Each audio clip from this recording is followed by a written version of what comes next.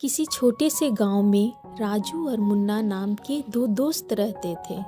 दोनों की दोस्ती इतनी गहरी थी कि पूरा गांव उनकी मिसाल देता। राजू किसान का बेटा था और मुन्ना बढ़ई का। दोनों साथ स्कूल जाते और खेलते और हर मुश्किल में एक दूसरे का साथ देते। एक दिन गांव में मेले का आयोजन हुआ। दोनों दोस्त बहुत उत्साहित थे। मेले में तरह तरह की चीजें बिक रही थी, जैसे खिलौने, मिठाइयाँ, कपड़े और चूड़ियाँ। अचानक राजू की नज़र एक पतंग पर पड़ी। राजू ने कहा, मुन्ना देखो कितनी सुंदर पतंग है, काश मेरे पास पैसे होते। मुन्ना ने अपनी जेब में हाथ डाला। उसके पास थोड़े से पैसे थे जो उसने अपनी माँ के लिए चूड़ियाँ खरीदने के लिए बचाए थे। उसने बिना कुछ सोचे पैसे निकालकर राजू को दे दिया। मुन्ना ने कहा, राजू ये पैसे ले लो और पतंग खरीद लो।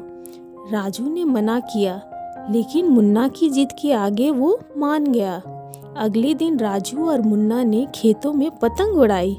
हवा में ऊंची उड़ती पतंग देखकर दोनों बहुत खुश थे, लेकिन तभी खेल खेल में दोनों के बीच झगड़ा हो गया।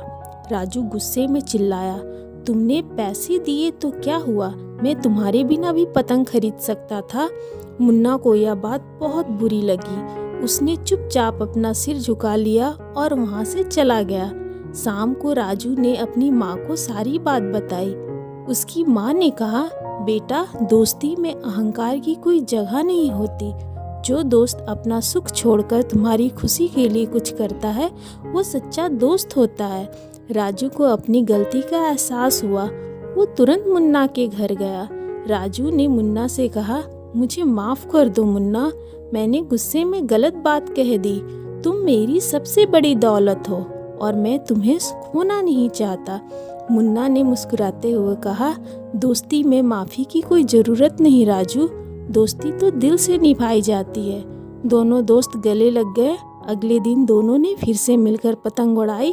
आसमान में उनकी पतंग जितनी ऊंची उड़ रही थी उतनी ऊंची उनकी दोस्ती भी उड़ रही थी। कहानी का सबक, सच्ची दोस्ती में ना कोई अहंकार होता है और ना ही कोई स्वार्थ। दोस्ती की डोर विश्वास और समझदारी से बंधी होती है।